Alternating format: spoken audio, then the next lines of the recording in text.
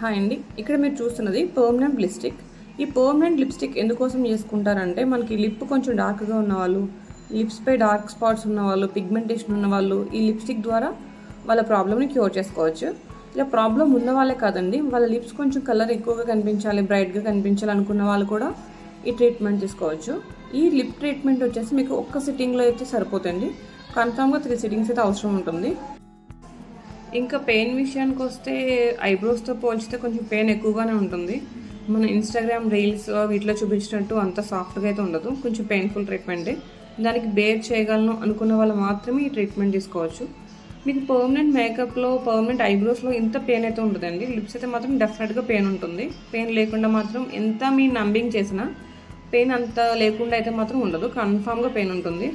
దానికి బేర్ చేస్తాను అంటే మాత్రమే ఈ ట్రీట్మెంట్ చేసుకోండి. అండ్ సిట్టింగ్కి వచ్చి ఎంత గ్యాప్ కావాలని అడుగుతున్నారు. ఫస్ట్ సిట్టింగ్ వచ్చి మీకు సెకండ్ సిట్టింగ్ 2 months గ్యాప్ అయితే తీసుకోండి. కొంతమందిలో ఆ షేడ్ సరిపోతుంది అనుకుంటారు, లేదు ఇఫ్ ఇన్ కేస్ ఇంకా కావాలి అనుకుంటే మళ్ళీ ఒక 6 months తర్వాత మళ్ళీ ఇంకొక షేడ్ తీసుకోవచ్చు. పర్మనెంట్ ఇన్ సెన్స్ ఏంటంటే మీరు ఫేస్ వాష్ చేసుకున్నా సరే అలానే ఉంటుందని అర్థం, మీ లైఫ్ టైం ఉంటుందని అయితే కాదు. ఇయర్లీ వన్స్ అయితే మీరు టచ్అప్ చేసుకుంటూ ఉండాలి. మెయింటెనెన్స్, ఈ ట్రీట్మెంట్ అయిన తర్వాత మెయింటెనెన్స్ ఏంటి అని కూడా కొంతమంది డౌట్స్ ఉన్నాయి. మెయింటెనెన్స్ అంటే ఏమి ఉండదండి, ఒక వాజ్లైన్ అంటే లిప్ని మనం డ్రై అవ్వకుండా ఎప్పటికప్పుడు మాయిశ్చరైజ్ చేసుకుంటూ ఉండాలి. ఇలా చేసుకుంటే లిప్ పిగ్మెంట్ వచ్చేసి మనకి లిప్లో పెంట్రేట్ అవుతుంది. ట్రీట్మెంట్ అయిన తర్వాత మాత్రం లిప్స్లో కొంచెం స్వెల్లింగ్ ఉంటుందండి, ఇది చూసి మీరు భయపడొద్దు. ఈ స్వెల్లింగ్ అనేది మీకు కొంతసేపే ఉంటుంది, ఒక 6 hours 8 hours అలా ఉంటుంది, తర్వాత నార్మల్ అయిపోతుంది.